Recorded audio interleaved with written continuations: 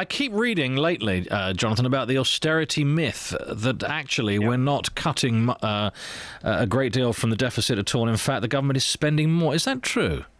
Yeah, we're not cutting at all. And there's 2 points I want to make. First of all, let us distinguish for your listeners what we mean by the deficit and the debt. The deficit, as politicians are always talking about, is simply the overspend compared to the tax revenue. So it's a deficit, a shortfall.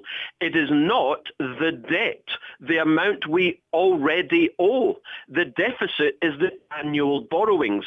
And the second point I want to make is some of your listeners, particularly in the public sector, will be throwing their slippers at the radio right now. How can that guy say that there's no cuts? Well, the reality is that Osborne is spending more than Labour were spending. There have not been any cuts. What there has been is a reduction in the rate of increase in spending. I tell you, and your listeners need to get this, the cuts are coming. And that's when it's going to be incredibly painful, because we haven't seen much of the pain yet. So the cuts that they've been referring to, the pain and the agony that David Cameron's been talking about since the coalition came into office, where has this pain been felt?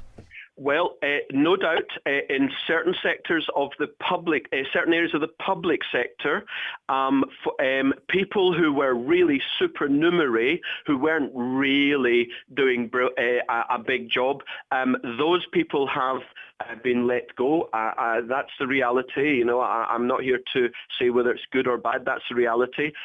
There has been a reduction in the public sector of a few 100,000 people, but that is largely, as I say, because they've reduced the rate of increase in spending. In other words, the public sector has had to be a little bit tighter than previously.